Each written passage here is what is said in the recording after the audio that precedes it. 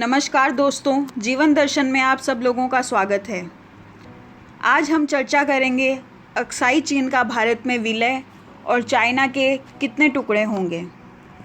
उससे पहले मैं आपको एक बात बताना चाहूँगी कि महाभारत में श्री कृष्ण ने भी कहा था कि युद्ध किसी भी समस्या का हल नहीं होता है, परंतु मानवता की रक्षा के लिए इसे रोका भी नहीं जा सकता है और यह तय होते हैं। और परेशान चीन अभी युद्ध के लिए तत्पर है।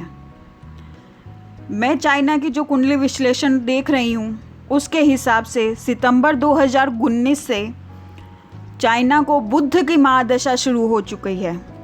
इस हिसाब से बुध जो है वो बुद्धि और व्यवसाय से रिलेटेड होता है, जिसकी वजह से बुद्धि खराब, मृत्यु भ्रम और व्यवसाय फाइनेंशियली इफ़ेक्ट होता है।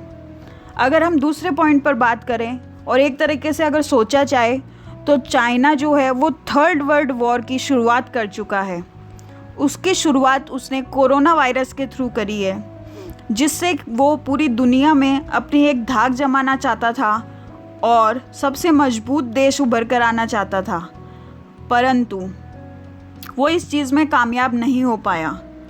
फाइनेंशियली वो स्ट्रॉन्ग बन जाए या थोड़ा टाइम के लिए अभी बन भी चुका है, बट ये एक टेम्परेरी है।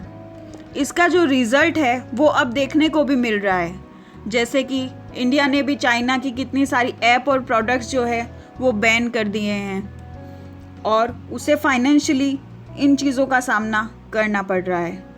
अब बात करेंगे कि बुध की जो महादशा चाइना पे है उसका कोई शुभ प्रभाव नहीं है, ये अशुभ प्रभाव ही है।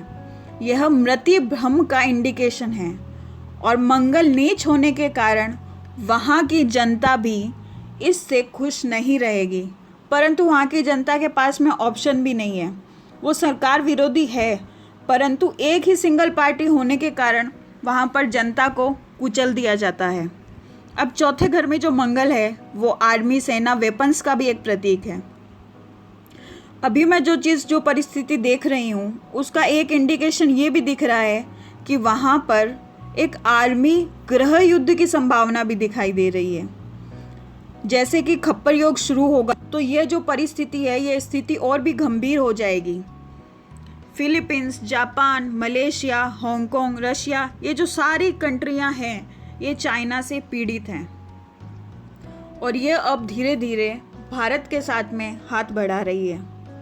अब अगर भारत की बात करें कि अक्साई चीन जो कि भारत का एक अभिन्न अंग है और चाइना से जो हमारी लास्ट लड़ाई हुई उसमें चाइना ने इस पे कब्जा किया। अब मेन पॉइंट है कि 15 नवंबर 2020 से खप्पर योग शुरू होते ही शनि देव जो न्याय के देवता हैं वो 15 नवंबर आते ही न्याय करना शुरू करेंगे और वहीं से चाइना का काउंटडाउन शुरू होने वाला है। अब मेन मुद्दे की बात पे आते हैं कि चाइना जो है वो कौन से 9 हिस्से में बटेगा। मेरे हिसाब से तिब्बत, मंगोलिया, जेंजो, सिंगापुर, हांगकांग, ग्वांजो, चिंगडू, जिंगयान और गुयांग, ये 9 कंट्री है जो चाइना से अलग होगी और अपना अलग अस्तित्व बनाएगी। अब आप लोगों के दिमाग में यह प्रश्न उठा होगा कि ये 9 कंट्री उससे कैसे अलग होगी, तो इसकी भी परिस्थितियां जो है वो अभी 23 सितंबर से बनना शुरू हो जाएगी। भारत के जितने भी मित्र हैं, अभी आप लोग देख रहे होंगे कि भारत के जितने भी मित्र हैं, जापान है, रसिया है, इन सब लोगों ने साउथ सी से चाइना को घेरना शुरू कर दिया है और चाइना पर हर तरीके से प्रेशर बनाना शुरू कर दिया है, चाहे वो इकोनॉमिकल हो या फिर वहाँ पर अपनी युद्ध जो पौते हैं वो लगाना शुरू कर दिया है और इकोनॉमी वॉर तो शुरू हो ही चुका है। अब बात करेंगे अक्साई चीन के भारत में विलय की परिस्थिति की। तो भारत द्वारा अक्साई चीन के लिए प्रेशर बनाया जाएगा। चीन के लिए यह प्रेशर इस तरीके से बनाया जाएगा कि तिब्बत और हांगकांग जो है उनका रास्ता युद्ध के लिए भारत इस्तेमाल करेगा चाइना से और भारत की हर परिस्थिति में ये देश सहयोग करेंगे। उस परिस्थिति में चाइना के पास में वॉर और संधि के अलावा कोई ऑप्शन नहीं होंगे। उसके पास सिर्फ 2 ही ऑप्शन होंगे, पहला वॉर और दूसरा संधि। और जैसे कि इंडिकेशन है, मैं युद्ध की परिस्थिति इसके ऊपर एक ऑलरेडी वीडियो बना चुकी हूँ, वो मैं डिस्क्रिप्शन बॉक्स में लिंक डाल दूँगी। अगर आप वो देखेंगे तो आपको ये परिस्थिति और भी साफ़ हो जाएगी कि ये जो इंडिकेशन है वो चाइना के साथ हमारी एक छोटी सी वॉर तो होगी, और वो वॉर होने के बाद में चाइना जो है वो और प्रेशर में आएगा और उसके बाद में संधि करेगा।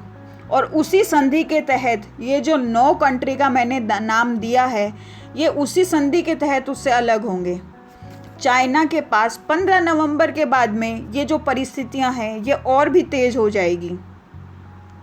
तो ये थी आज की समीक्षा। अगर आप लोगों को ये चैनल पसंद आया हो तो please like, share and subscribe और बेल आइकॉन भी प्रेस कर दीजिए ताकि मेरे अगले एस्ट्रोलॉजी प्रेडिक्शंस वीडियो आप तक पहुंच जाए।